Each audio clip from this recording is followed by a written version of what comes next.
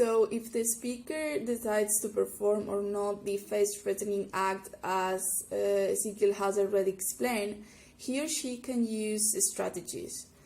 3 of them are those called on record, and the first is when the FTA is performed with a redressive action or bad on record, which is basically to say things in a direct way, focusing on the subject matter, and that can be influenced by external factors, such as when there is an emergency. Someone sees that there has been an accident in a highway, so she calls for emergency, saying things like, hello, there has been an accident in this highway at this hour of the day, and things like that, but always in an effective way. Then we have that occasion in which the FTA is performed with a redressive action, but using positive politeness, which is when someone says something not necessarily in a direct way, but using good manners, being polite, and not making the other feel bad or uncomfortable at all, because those people have a close relationship. So this shows the intention of the speaker with the hearer as well. And this appears in an example as when 2 friends are talking about going to the mall that same day, but the other is not convinced at all, so the speaker tries to convince her, saying things like, come on, Liz, it will be so fun. We can see that if that dress that you like is still on the shop, and then we can eat ice cream. So the speaker could use a nickname, or Liz, from Elizabeth, and she will name as well things that might interest the other, and the other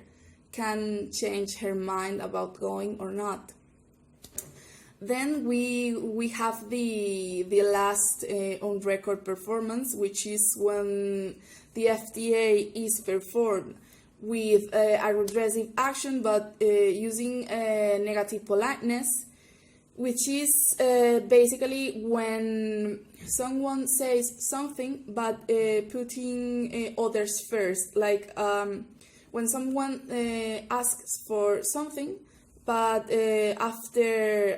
asking, he or she says something related to the hearer, which would imply time or things like that. For example, when someone asks other about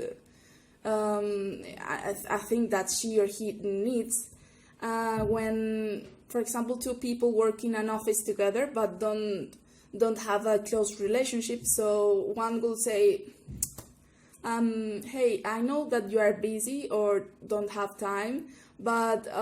could you send me the new address to the new office, the new location of the office, things like that, always putting the other first. So then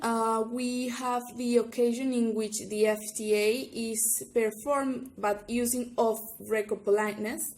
which is to request something in an indirect way, but in loud enough so someone that is with you can hear it. As an example, we have this grandma that asks,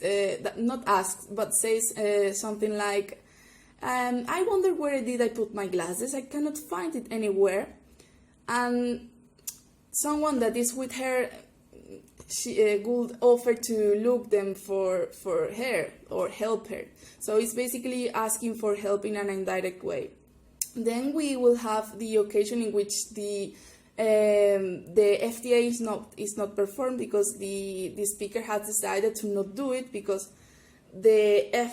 is something that is face-threatening enough to not being said and will appear for itself. When